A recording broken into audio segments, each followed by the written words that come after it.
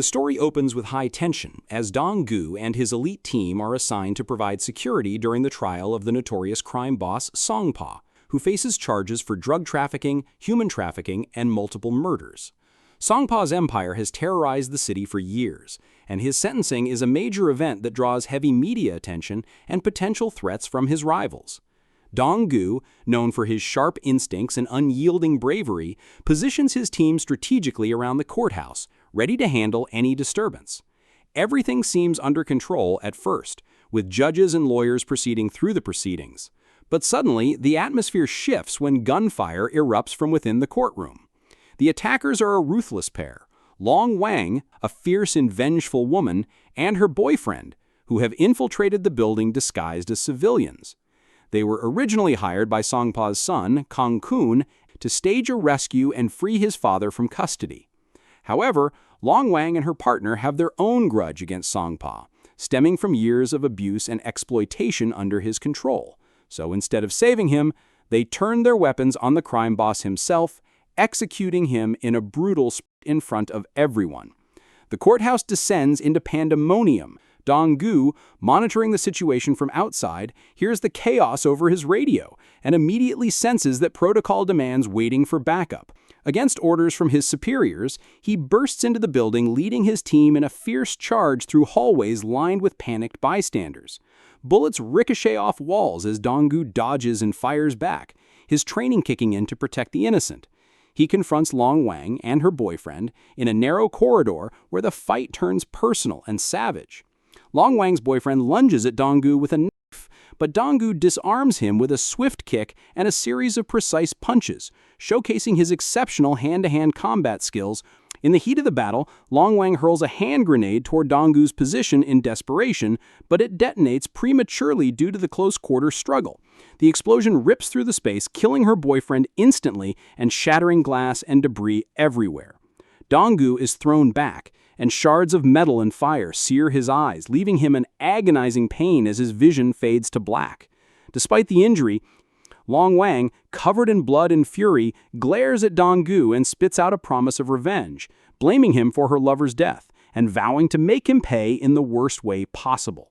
In the aftermath, with numerous police officers, civilians, and even some of Song-pa's associates dead from the crossfire, the media frenzy paints the event as a colossal failure of security, and the higher-ups in the police department, eager to deflect blame and appease public outrage, pin the entire disaster on Dong-gu.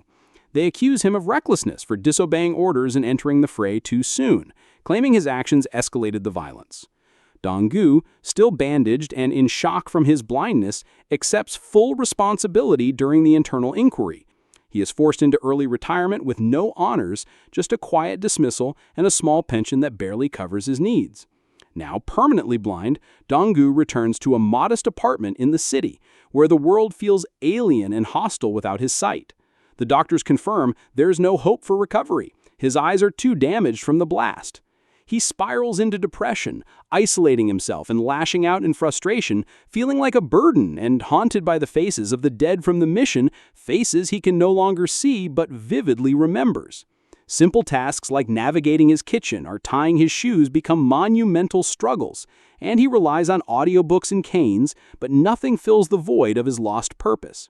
His only light in this darkness is his teenage daughter, Lei Da, a talented violinist who attends a local music school.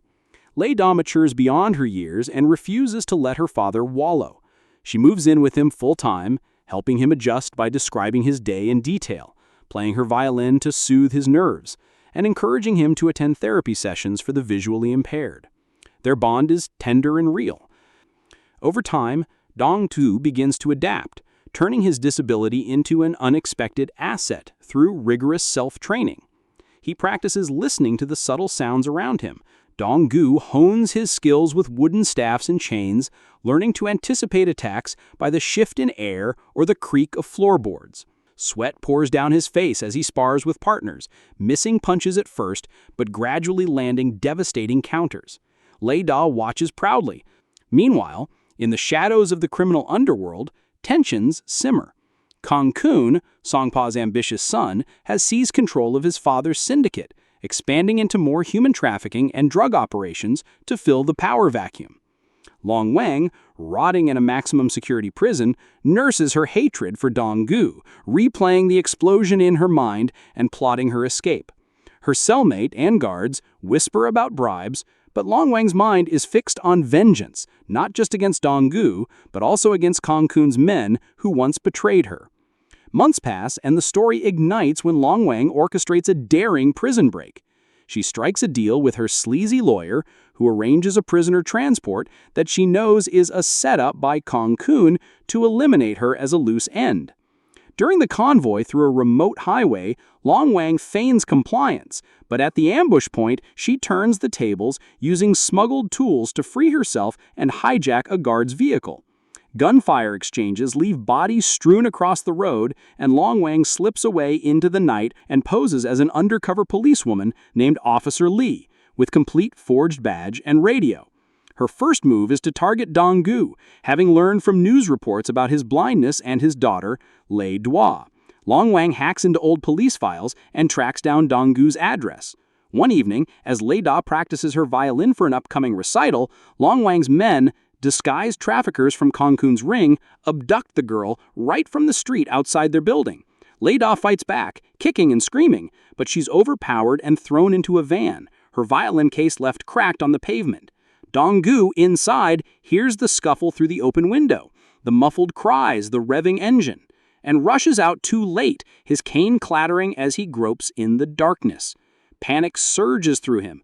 This is his worst nightmare, his daughter in the hands of monsters because of his past. Is overwhelmed and fails to stop them. Days of frantic searching and agonizing helplessness follow, culminating in a heartbreaking discovery.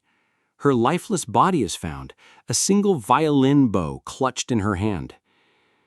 This tragic event not only shatters Dong-gu's world, but also propels him on a relentless and brutal quest for vengeance. Desperate, Dong-gu contacts old colleagues. That's when Long Wang approaches him, disguised as Officer Lee, claiming she's investigating a trafficking ring and has leads on Lei Dua's whereabouts. She spins a tale of anonymous tips pointing to Kong Kun's operations, offering to team up since Dong-gu's reputation as a fighter precedes him, blind or not. Dong-gu, with no other options, agrees reluctantly, sensing something off in her voice, but chalking it up to paranoia. Unbeknownst to him, Long Wang's plan is diabolical. She'll use Dong-gu as a weapon to dismantle Kong Kun's gang from the inside, settling her scores with the men who abused her and then discard him like trash. Their uneasy alliance begins with a raid on a low-level trafficker's warehouse on the city's outskirts. Dong-gu, armed with a pistol and his senses, moves like a ghost through the shadows, listening for heartbeats and breaths. Long Wang provides cover fire, her shots precise and merciless. In the fight, Dong-gu takes down 3 thugs with brutal efficiency, a chokehold here, a knee to the gut there, while Long Wang executes another with a cold smile. They interview a survivor who spills that Lei Dua is being held in a remote compound for auction to the highest bidder in Kong Kun's human trafficking network. The information feels too easy, but Dong-gu presses on, his father's instinct overriding doubt. But his focus remains on Lei Dua, who in captivity shows remarkable resilience. Hidden in a dingy room, Lei Dua practices her violin melodies in her head to stay calm, plotting small escapes by loosening her bonds and observing her captor's routines. As they delve deeper, Detective Rama enters the picture. Rama is a bumbling but well-meaning cop, assigned to the kidnapping case, often providing unintended comic relief with his clumsy antics and over-the-top deductions. He stumbles upon Dong-gu's involvement and tails him, mistaking the blind ex-captain for a vigilante gone rogue. The trio, Dong-gu, Long Wang in disguise, and Rama, forms a makeshift team, but cracks show quickly.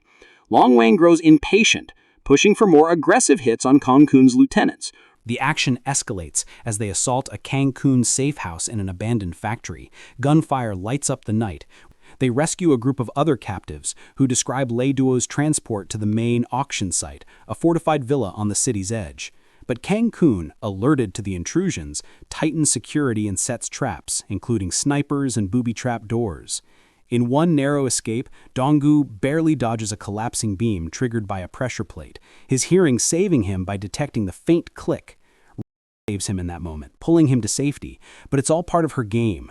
She needs him alive to reach Cancun. A brutal confrontation ensues, but Dong-gu, still needing her intel, subdues her without killing. He reaches Lei Duo in the basement, where she's bound to a chair with explosives ticking down. Tears stream down her face as she whispers, "Dad, I knew you'd come." Dong-gu's hands tremble as he defuses the bomb, relying on touch to identify wires and his memory of demolition training. The red wire, the hum of the timer. Seconds tick by in agonizing slowness, but he succeeds, cutting the right connection just as the countdown hits 0. Cancun bursts in with his elite thugs, a showdown erupting in the confined space. Rama secures the perimeter, calling in real police backup as sirens wail in the distance. Lei Duo, freed and hugging her father tightly, represents the hope that pulls Dong-gu from his abyss. The movie closes with Dong-gu and Lei Duo walking into the dawn, his hand on his shoulder,